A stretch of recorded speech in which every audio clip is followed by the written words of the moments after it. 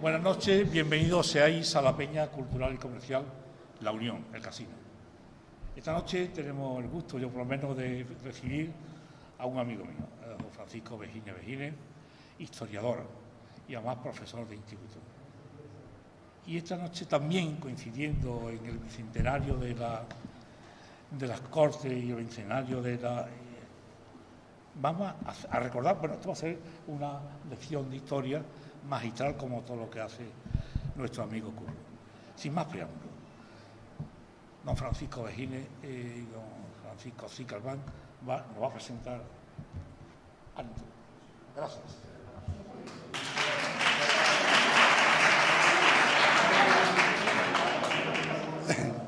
Buenas noches, te traigo unas letritas. Estas letritas son en nombre mía, particular, y de mi compañero Juan. Los dos sentimos lo que esta letrita pone.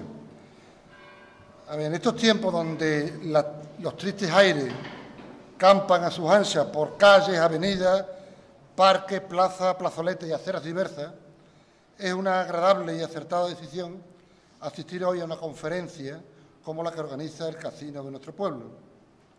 Y más aún, si la misma está a cargo de un profesor en estado puro, transmisor del conocimiento, maestro incandescente, propagador de la libertad, agitador de la cultura, como Curro Vejines, pues mejor. Hoy Francisco Vejines nos va a ilustrar sobre la Constitución de 1812 y deleitará nuestro intelecto con su personal y peculiar manera de narrar los hechos históricos. Curro Vejines es una bocanada de aire que refresca el ambiente espeso que nos envuelve, porque Curro no es indiferente a esa indiferencia que no deja de embromarnos a toda la gente. Curro no es indiferente y lo ha demostrado en su trayectoria como maestro y profesor, como por ejemplo cuando ve a alumnos agarrotados por los pasillos del colegio, derrotados con el curso perdido. Y porque no le da igual de todo, Curro los despierta de sus sueños y los hace desfilar con sus serruchos, tornillos, alicates y martillos al cinto. Y estimulados en su amor propio, estos alumnos son capaces de construir todas las estanterías del Instituto Romero Murube, consiguiendo al final de curso el mejor de los aprobados, una grandísima matrícula de honor en el arte de la superación, de la dignidad y de la vergüenza. Curro no es indiferente, para nada. Por su implicación y su empatía, muchos niños que han pasado por sus clases y que hoy son hombres y mujeres hechos y derechos, padres algunos y otros incluso abuelos, les regalan un saludo de afecto allí en la puerta de la panadería en la calle Charco. Buenas noches, don Francisco. No, que yo que lo he visto. Tampoco a Curro le da igual ver tirado y abandonado por los campos un tesoro arqueológico como el quintal de una prensa de aceite romana de más de 2000 años de antigüedad. Y como no le da igual, y antes de que un depredador se lo lleve para su campo y lo ponga al lado de su piscina, pues va Curro, pide los permisos que tiene que pedir, alquila un camión grúa y lo coloca en la puerta de su instituto, con un olivo, 2 palmeras y una buena placa, para que los niños de ahora y los de las generaciones venideras contemplen y toquen la historia con sus manos. Hace falta gente como tú, Curro, gente que no le dé igual de todo, que luche contra las brumas negras de la indiferencia.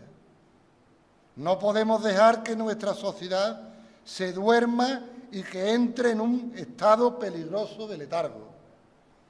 Hace mucha falta luchar contra las aguas estancadas y conformistas, luchar contra la indolencia, aunque salgan agujetas. Bueno, Curro, tienes la palabra. Sé tú mismo y no nos dejes indiferentes.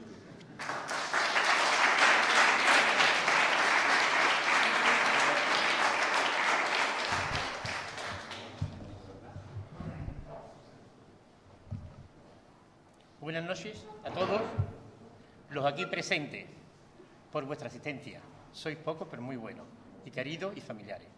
Y de un modo especial al presidente de esta decana y añeja peña cultural y comercial, Victoriano Rosal Domínguez, aquí presente, ya que tuvo la gentileza de invitarme a participar como conferenciante en las actividades culturales programadas para el presente trimestre. Cuando acepté la invitación no dudé por un momento, dada supongo mía, que el tema a elegir iba a ser la Constitución de 1812, al cumplirse este año el bicentenario de la proclamación de la misma. Vamos a entrar en la Constitución del 12. Entremos en los antecedentes del siglo XVIII, de los finales del siglo XVIII. Por aquella época, estamos en el siglo XVIII finales, que es el siglo de la Ilustración, el siglo de la razón, el siglo de las luces. Francia vive un momento muy especial, a pesar de que el régimen es el ancien régime, el matrimonio entre el altar y el trono, donde los libros de la enciclopedia francesa que montara Denis Diderot, D'Alembert, Montesquieu, Contillat, esos libros se vendieron como rosquilla en los territorios americanos y, como no, en los Estados Unidos, que aún no eran los Estados Unidos, en las colonias Nueva Inglaterra. Allí se montaría el primer movimiento con aquellas ideas y allí aparecen a finales, en 1760 y tanto, George Washington, Thomas Jefferson, John Adams, Quincy Adams, James Madison, y con esas ideas comienza lo que se llamó la Revolución Americana en contra de los ingleses. Ellos lo primero que hicieron fue la Declaración de los Derechos del Hombre y del Ciudadano en la ciudad de Filadelfia. Luego comenzó la guerra contra los ingleses. Ahí tendrían el apoyo español de tiempos de Carlos III y el apoyo de la Francia, de Lafayette y Rochambeau. El triunfo fue inapelable, pero la Constitución, el famoso 14 del día, la famosa fecha, ¿no?, nacido el 4 de julio, se obtiene la independencia de los Estados Unidos.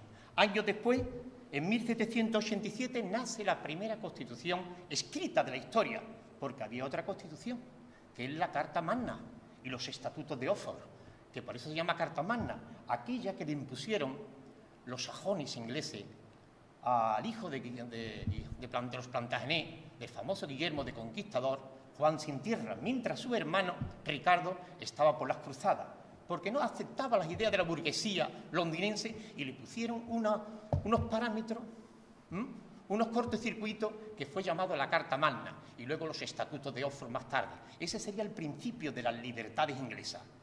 Pues sobre esa base estamos en el siglo XVIII y las ideas de la Revolución Francesa pre-revolucionaria entran en América y consiguen los americanos la primera Constitución escrita, 1787, primer presidente de los Estados Unidos, Washington. Luego vendría, en tercer lugar, Thomas Jefferson, y ellos fueron los padres de la Constitución americana, que decían la abolición de los derechos de todo tipo, declaración de los derechos del hombre y del ciudadano, en fin, la soberanía del pueblo por el pueblo y para el pueblo, y por fin estamos en los preámbulos de la Revolución Francesa. Voltaire había ido, Jean-Marie Aurouet había estado en Inglaterra, había escrito sus cartas filosóficas, sus cartas persas también, en la cual se había puesto con John Locke, en la cual hablaba de que la democracia es el concierto de gobernantes y gobernados. Respeto a la propiedad pública, a la propiedad privada, al trabajo, pero es un darte la mano entre gobernantes y gobernados. John Locke. Él envidiaba, Voltaire envidiaba, él estaba huido de la corte francesa, de los Borbones, y le parecía fabuloso. Más tarde aparecen, como saben ustedes, Montesquieu, barón de la Brede, y resulta que escriben en su espíritu de las leyes aparecen los tres poderes, legislativo, ejecutivo y judicial. Ya tenemos ahí. Luego tenemos Jean-Jacques Rousseau, el jacobinismo, en la cual aparece lo que es la soberanía nacional, descansa en el pueblo en contra del antiguo régimen.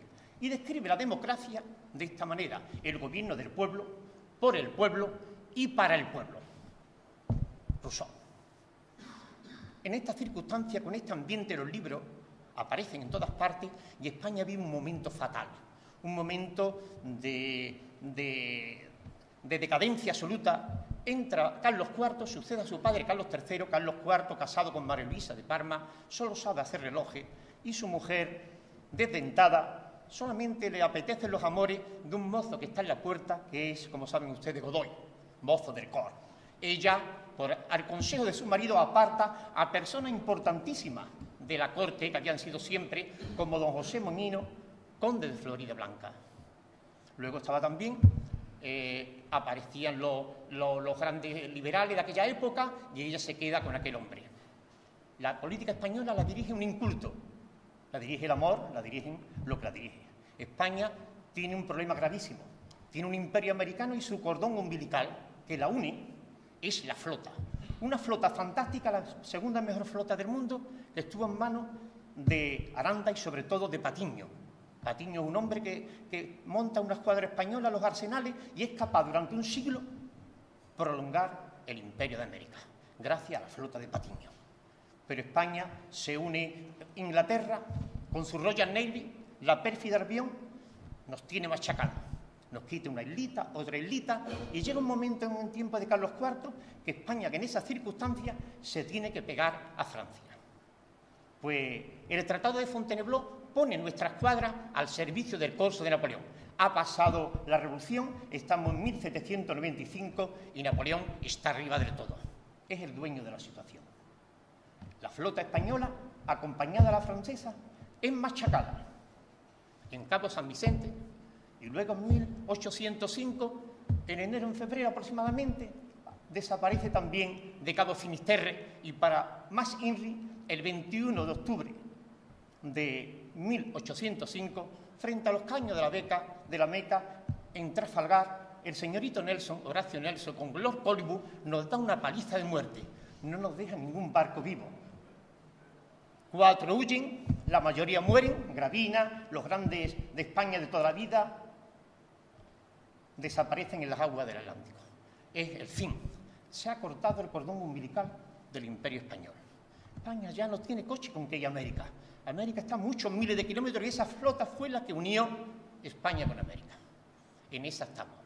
España sigue con los tratados y en aquel momento, después de la derrota de Trafalgar, de la victoria inglesa de Lord Nelson contra Villeneuve y nuestro gran Gravina, ¿no? Pues Napoleón al otro día, a los 2 días, pues vence en Austerlitz a los austrorusos. A Francia le sobra todo el mapa de Europa. Le sobra Europa. O sea, me han dicho, le sobra el mar, le sobra todo. Inglaterra está en la zona de enfrente. Aquí tenemos, ¿qué es lo que tiene que hacer Francia? Un bloqueo continental después de la paz de Tilsit con el zar Alejandro. A España lo mete en un tratado de San Ildefonso por el cual España se comprometa a que el ejército francés pase por tierras españolas para ir a Portugal. Estamos en 1808. En marzo de 1808 tenemos un caso especial, la gente se levanta contra el valido, contra Godoy, y es lo que se llama en Aranjuez el motín de Aranjuez. En este caso, él tiene que salir por pierna, le dan una paliza, el tío Pedro es el que convoca toda la historia, el señor tío Pedro, y el rey Carlos IV abdica en su hijo Fernando VII, príncipe de Asturias el deseado. En marzo de 1808. En mayo, las tropas francesas de Murat, Joaquín Murat, cuñado de Napoleón, le manda el correo electrónico, el SMS, le dice, mira, aquí tienen unos reyes muy tontos, no sabe quién es el pueblo español, como siempre se ha dicho, qué buenos vasallos para tan malos señores de esta España nuestra. Y aquí tenemos nosotros, los franceses en Madrid, más de 300.000 soldados de Víctor, Lane, Murat, todos en España. Napoleón piensa que el pueblo español son sus reyes, es la clase alta, es la alta nobleza, es el alto clero. No, hay un pueblo llano que tiene una capacidad tal que él no la conoce. Nuestro pueblo, nuestra España nuestra, siempre se tiene que apretar al máximo para en momentos determinados explotar y decir, aquí estoy yo. Y esa es España. Se necesita ponerla al límite de como estamos pasando últimamente. ¿Qué ocurre? Murat, en aquel momento, el 2 de mayo en Madrid, ocurren los famosos sucesos del 2 de mayo. El alcalde de Móstoles manda, se hace dueño es el primer alcalde, es el alcalde de España. el rey se ha ido, la familia real ha pasado a los Pirineos, está en Bayona, en la Bayona de Francia. ¿Y qué pasa con aquella gente? Pues nada, altita, le da un cocotazo Napoleón aquí en Bayona, Fernando VII se lo da a su padre, Carlos IV, y Carlos IV retrocede la corona a Napoleón. Y Napoleón llama a su hermano José, que está en Nápoles, y dice: José, vente a España, que aquí tiene un tajito más bueno, que aquí tiene un país mucho más grande, que aquí tiene un imperio tremendo a tu disposición. José I, Pepe Botella, monta una constitución que es una carta otorgada en la ciudad de Bayona, que sería, a pesar de lo malo que fuera, serían los principios de un liberalismo que aquí no se conocía, porque ponía en solfa el antiguo régimen, el altar y el trono, la desaparición de la Inquisición, pero los españoles no estaban dispuestos a aceptar nada y comienza la guerra de la independencia.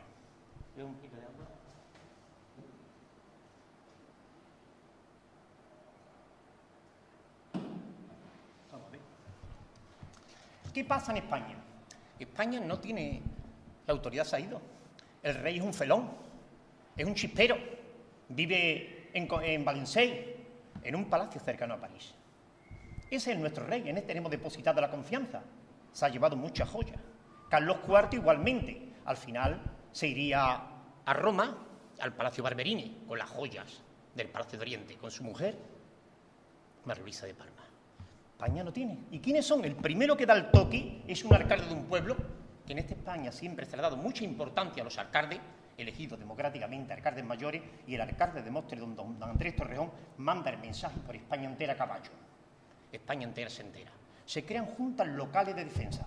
Esas juntas locales, la primera fue la Junta de Asturias, luego Junta de Valencia, de Murcia, de Sevilla, de Granada, todo el mundo se une. Pero esas juntas de defensa, esas juntas locales no tienen capacidad, hace falta unirlas a todas, amalgamarlas, una amalgama. Y aparece la Junta Central Suprema y Gubernativa del Reino, liderada por don José Moñino, el viejo don José Moñino, conde de Florida Blanca. Ya tenemos algo nuevo, ya no hay vacío de poder. La autoridad la ha asumido el pueblo, la soberanía la tiene el pueblo, por el pueblo, para el pueblo.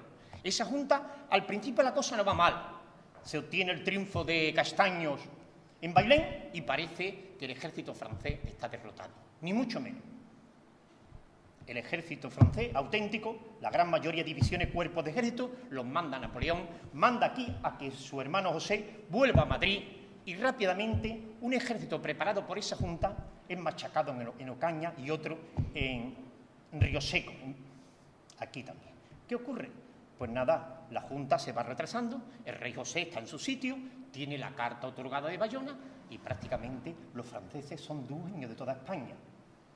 Pero tenemos la ayuda inglesa, que es derrotada, de Henry Moore, pero el francés solo es dueño del sitio que pisa. El español, el cura, el pequeño agricultor, la gente baja, la gente humilde, la gente pobre, son los que defienden España a capa y espada. Es la revolución del pueblo llano contra el poder de Napoleón. Algo que no había pasado, porque Napoleón se había colado en Berlín, después de Austerlitz, después de Jena, había entrado en Viena. Él era el dueño de toda la situación, pero es la primera historia que un pueblo en armas, un pueblo pobre, se levanta contra el corso, un país con 25 millones de habitantes, dueño de toda Italia y que disponía de varios millones de soldados. El pueblo español da la talla. ¿Qué pasa? Que para darle organización a esto, después esta Junta local, esta Junta Central Suprema y Gubernativa del Reino, cede el poder a una regencia llevada a cabo, la que la dirige primero es don Pedro, el arzobispo de Orense, don Pedro de Quevedo y Quintano. ¿Qué es lo que hacemos? Necesitamos una autoridad. Ante el vacío de poder necesitamos unas cortes constituyentes que le den sentido y que le den una constitución a España. Y entonces esta regencia está dispuesta a formar esas cortes constituyentes. ¿Dónde se van al primer sitio?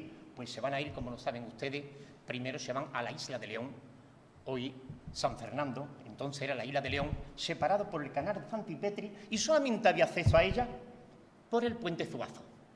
Cádiz era la mejor defendida.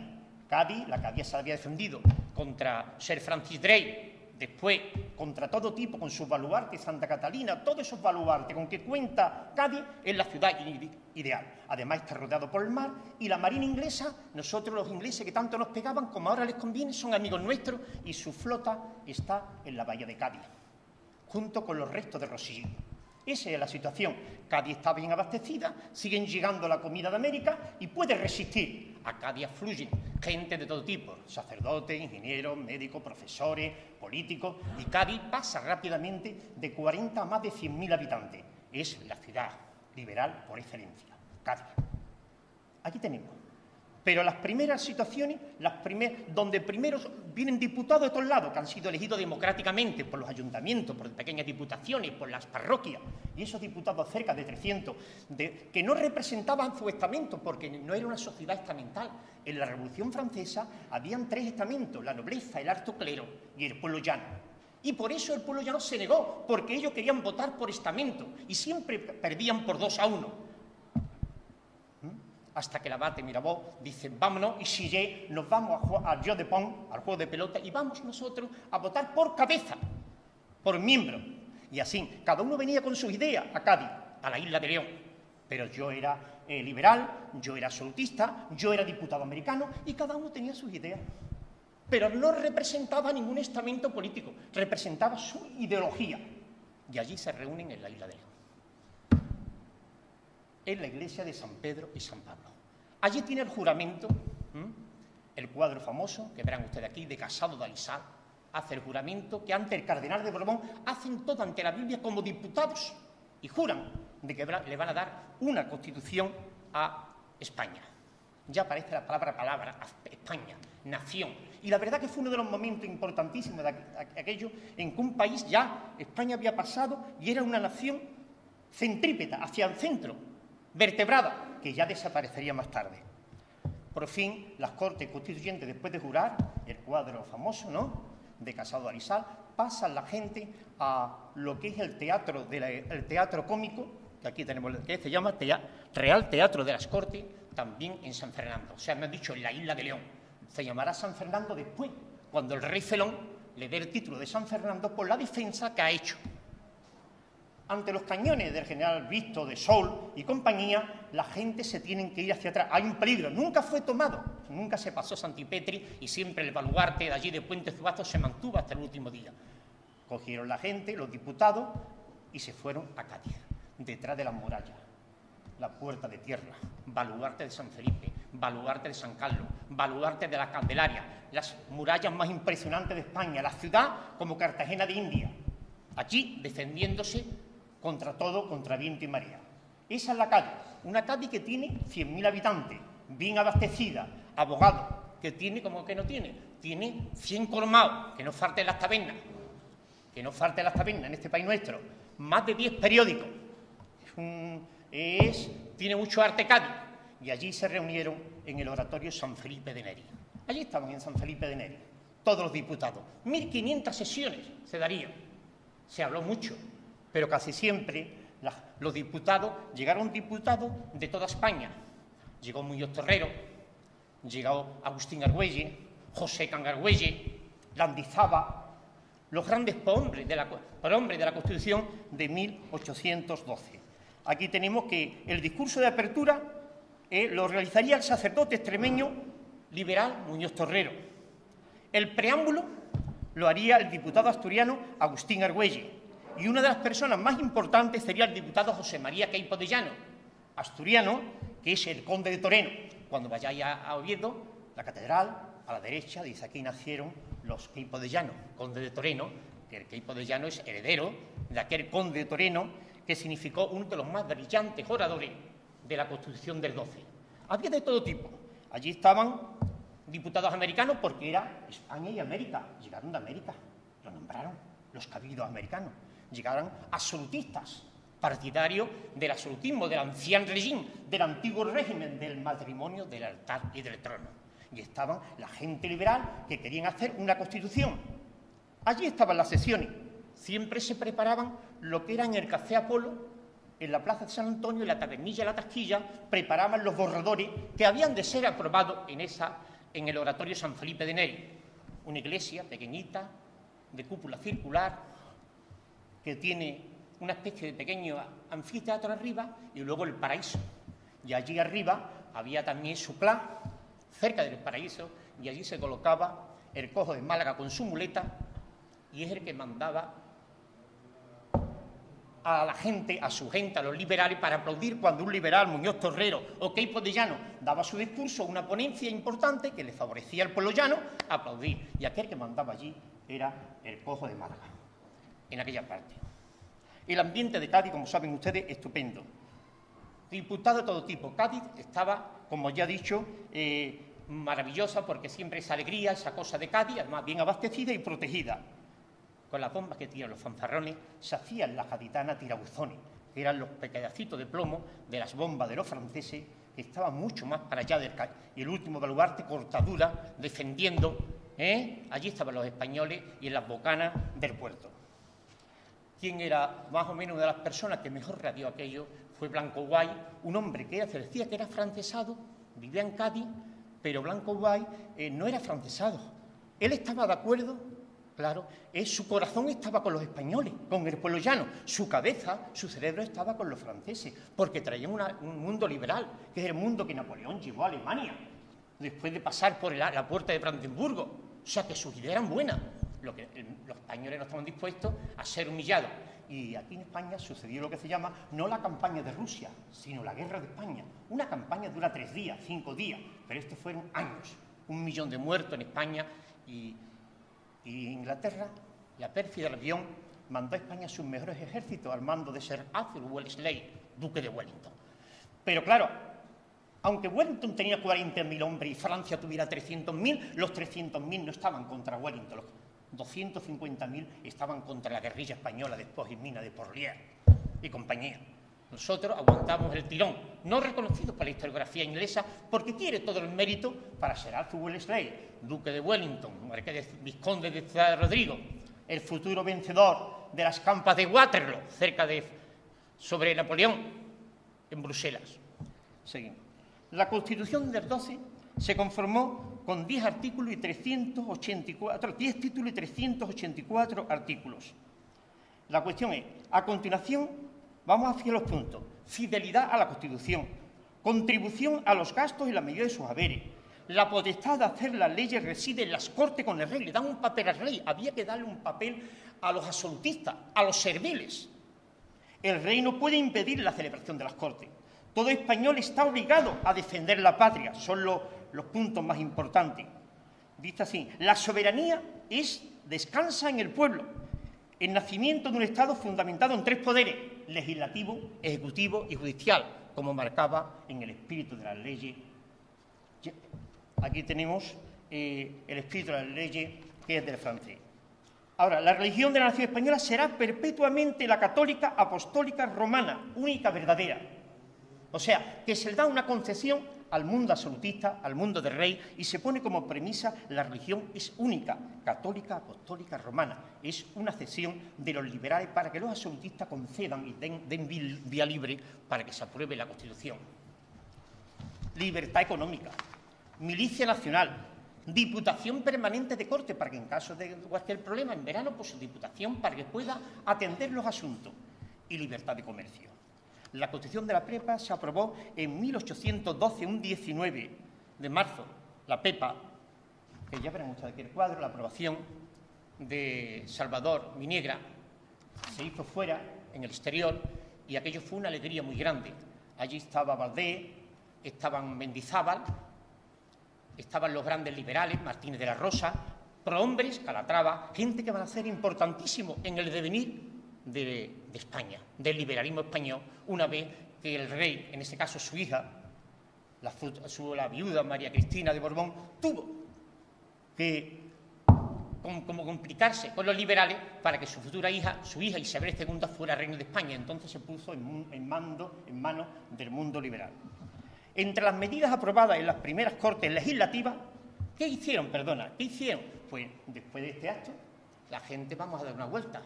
La PEPA se la pusieron gente de Cádiz simpática, los ancestros de los Maspapas y de las Macarios de entonces. Le pusieron la PEPA.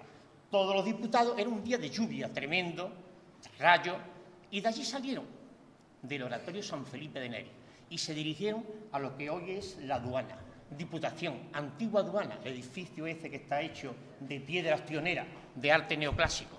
Y allí cerca, en la Plaza de España, donde hoy se levanta el monumento a las Cortes de Cádiz, allí, un siglo después, se levantó el monumento a las Cortes de Cádiz. Quiero decir otra cosa importante, que participaron en las Cortes muchos diputados catalanes, ahora que está de moda, Antonio Tasmani y muchos Llorente y mucha gente importante participaron en las Cortes de Cádiz. Las Cortes de Cádiz son representativas de todo el pueblo español y allí estuvieron todos. Era un momento centrípeto, todo el mundo hacia adentro, nadie hacia afuera. Ya llegaron los malos momentos. De allí se leyeron los artículos que la Constitución española, esas Cortes representaban el sentir de todos los españoles de uno y otro hemisferio, de América y de España. Ese monumento, el sillón, una mujer que tiene la Constitución, en el otro lado una espada y el sillón vacío del felón. Se le respetaba. Hay que decir que tanto en la iglesia de San Pedro y San Pablo como en el oratorio San Felipe de Neri colgaba un cuadro del felón de Fernando VII que vivía en plan burgués allí en Valencia. Él no le importaba lo que pasara, pero el pueblo español era sin de fiel o era otra cosa. De allí, de la Plaza de las Cortes, después de leer varios capítulos, la comitiva se va a San Felipe, a los baluartes de San Felipe, recorre las balaustradas, mirando Rota y toda la playa del puerto de Santa María, y llegan por fin a la iglesia del Carmen, donde se leerían otra vez los capítulos de la Constitución, los puntos importantes de la Constitución del 12. En aquel momento un rayo cayó, partió un magnolio, y de un susto tremendo. Allí estaba Valdés, estaba Mendizábal, estaban diputados importantísimos, como Alcalá Galiano, hijo del famoso marino de Trafalgar que muriera en el Bahamas, don Antonio. Allí estaban todos y estos malagüeros. Se acabó la cosa y con lluvia y con viento y con folclore entraron para adentro, para Cádiz, y llegaron al Mentidero, otra lectura, pasaron cerca de la puerta, allí estaba mirando aquella comitiva Sir Arthur Wellesley, el duque de Wellington, para terminar finalmente en el oratorio San Felipe de Neri, tras pasar por la plaza de San Antonio. Había sido un día grande y ya teníamos la Constitución de 1812 perfectamente. Ahora dice, consecuencia para España, o sea que tenemos, voy a decir una parte importantísima, se acaba y aquellas cortes, en vez de ser cortes constituyentes, se transforman en unas cortes legislativas, que aprueban, en poco tiempo aprueban, no estuvo ni 2 años de vigencia, una libertad de prensa, la abolición de los señoríos jurisdiccionales, aquellos señoríos del medievo, de las relaciones contractuales entre señor y vasallo, ya iba a ser dar la mano en un papel firmado, ya se iban a acabar lo que eran los foros enfiteuticos de padre a hijo, de hijo a nieto, con todo el derecho. Señoríos jurisdiccionales porque la justicia también la detentaban los señores, eso se acababa. Habeas corpus, ya nadie da una paliza a la gente. Se abolía el tribunal de la Inquisición, abolición de los mayorazgos, eso de que el hijo mayor tuviera todo el capital, se acabó. Se reparte entre todos los hijos. ¿Por qué lo hacían? Para que el capital no se dividiera.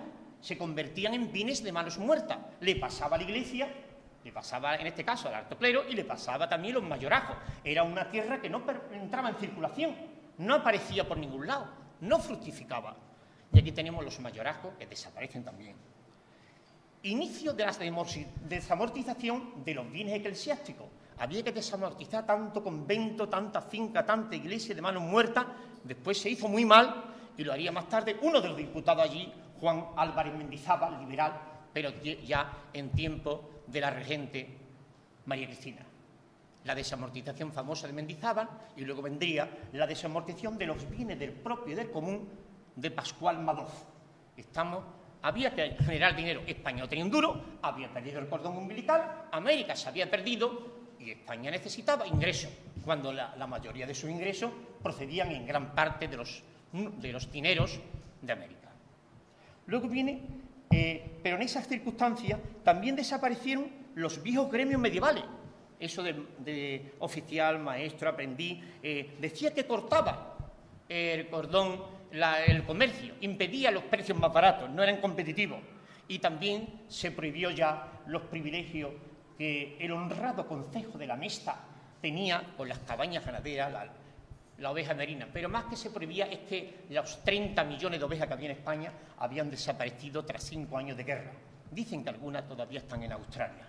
Todo el mundo se encargó de desaparecer la oveja merina. Este es el fin de la Constitución. Pero ¿qué pasa?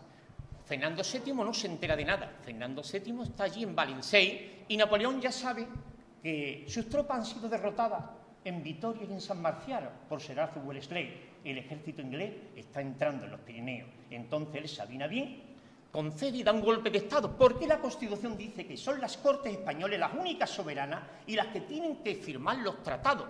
Y él firma un tratado, un señor, el Felón, el chispero, con Napoleón cuando no podía firmarlo. Se adelanta a la Constitución, ha hecho dejación de la Constitución. Y ahí estamos, haciendo dejación. Es el primer golpe de Estado. Porque Napoleón, con quien tenía que haber firmado, era con las Cortes españolas, con sus verdaderos representantes de las Cortes.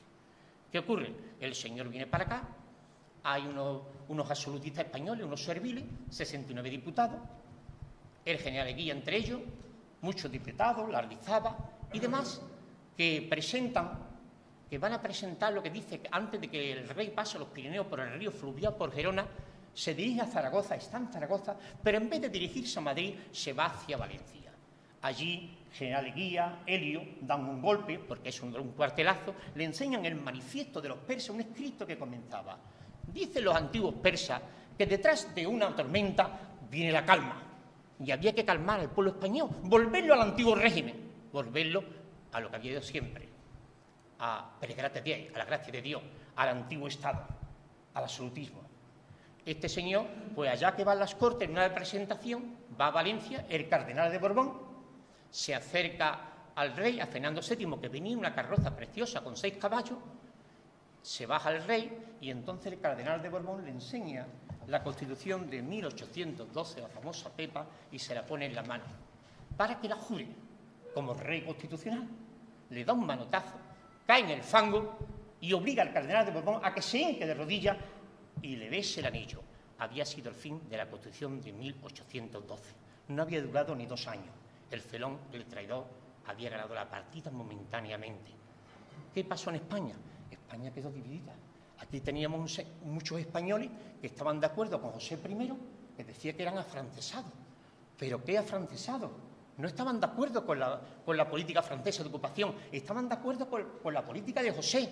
Y entre ellos estaban Meléndez Valdés, escritor, Leandro Fernández de Moratín, escritor, personaje Blanco Guay, hasta el mismísimo Goya, que no era afrancesado, que pintó a Wellington, que pintó a José I, que pintó a tanta gente. Cansado de aquel Felón, se tuvo que ir a Burdeos, donde pintaría la lechera de Burdeos, porque no le gustaba esto, después de haber pintado las pinturas negras y los españoles dándose garrotazos. Se puede decir que lo primero que hizo aquel hombre fue perseguir a los francesados y perseguir a los liberales, más aún, aquellos que habían preparado la Constitución del 12. Podemos decir que España fue el inicio del exilio. Comienza el inicio de la época invertebrada, 1814, y como redactara Ortega y Gasset, es la España invertebrada. Ya aún no hay partidos políticos. Quiero hacer una cosa, un recuerdo de la Constitución del 12, que no mienta para nada a las mujeres. Las mujeres no las mientan, las mujeres no votan. Y que los votos solamente pueden votar, es universal, es sufragio universal, pero censitario. Se llama censitario, el liberalismo censitario, porque solamente votaban los que declaraban la renta Hacienda. Los pobres no podían votar para elegir a los diputados. Además, la Cámara que sale de la Constitución del 12 es unicameral.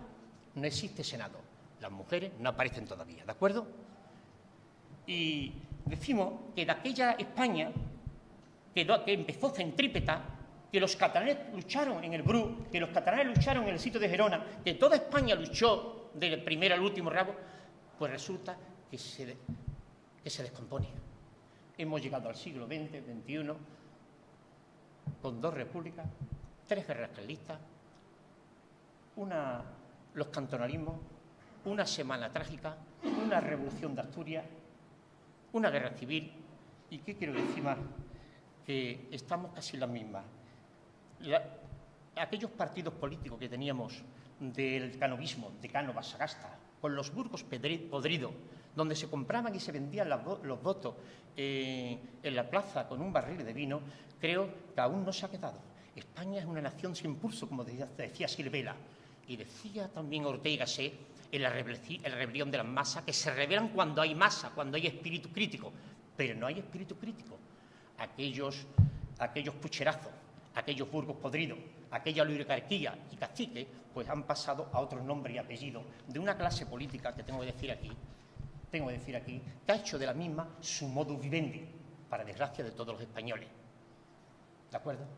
Y yo creo que España debe ser más vertebrada y a los hechos lo estamos pagando muy mal, ¿no? Falta apoyar la educación, porque la educación, la enseñanza es fundamental para hacer espíritus críticos, espíritus libres, y la libertad se gana con la formación. Que no te manipulen, que yo soy yo.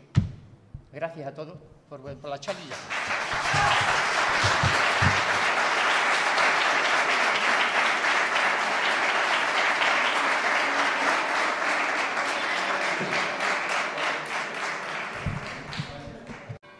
A ver, en estos tiempos donde los tristes aires campan a sus ansias por calles, avenidas, parques, plazas, plazoletas y aceras diversas, es una agradable y acertada decisión asistir hoy a una conferencia como la que organiza el casino de nuestro pueblo. Y más aún, si la misma está a cargo de un profesor en estado puro, transmisor del conocimiento, maestro incandescente, propagador de la libertad, agitador de la cultura, como Curro Vejines, pues mejor. Hoy Francisco Vejines y Vejines nos va a ilustrar sobre la Constitución de 1812 y deleitará nuestro intelecto con su personal y peculiar manera de narrar los hechos históricos. Curro Vejines es una bocanada de aire que refresca el ambiente espeso que nos envuelve, porque Curro no es indiferente a esa indiferencia que no deja de embromarnos. Padres algunos y otros incluso abuelos le regalan un saludo de afecto allí en la puerta de la panadería en la calle Charco. Buenas noches, don Francisco. No, que yo que lo he visto. Tampoco a Curro le da igual ver tirado y abandonado por los campos un tesoro arqueológico como el quintal de una prensa de aceite romana de más de 2000 años de antigüedad. Y como no le da igual, y antes de que un depredador se lo lleve para su campo y lo ponga al lado de su piscina, pues va Curro, pide los permisos que tiene que pedir, alquila un camión grúa y lo coloca en la puerta de su instituto, con un olivo, 2 palmeras y una buena placa, para que los niños de ahora y los de las generaciones venideras contemplen y toquen la historia con sus manos. Hace falta gente como tú, Curro. Buenas noches, bienvenidos seáis a la Peña Cultural y Comercial La Unión, el casino. Esta noche tenemos el gusto, yo por lo menos, de recibir a un amigo mío, don Francisco Vejines, historiador y además profesor de instituto. Y esta noche también, coincidiendo en el bicentenario de las Cortes y el bicentenario de la... Vamos a recordar, bueno, esto va a ser una lección de historia magistral como todo lo que hace nuestro amigo Curro. Sin más preámbulos, don Francisco Vejines y don Francisco Cicalbán nos va a presentar al... Gracias.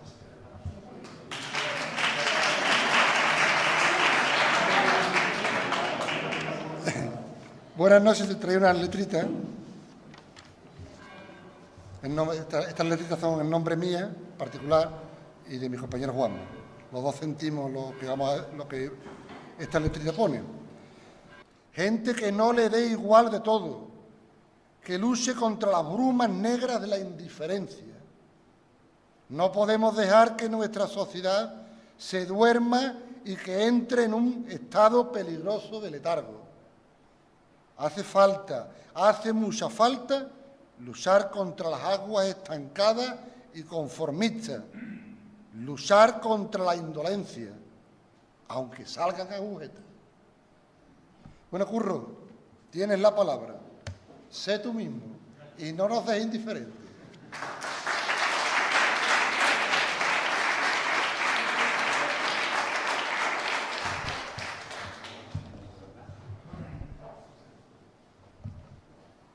Buenas noches a todos los aquí presentes por vuestra asistencia. Sois pocos pero muy buenos y queridos y familiares. Y de un modo especial al presidente de esta decana y añeja Peña Cultural y Comercial, Victoriano Rosa. A toda la gente. Curro no es indiferente y lo ha demostrado en su trayectoria como maestro y profesor, como por ejemplo cuando ve a alumnos agarrotados por los pasillos del colegio, derrotados con el curso perdido.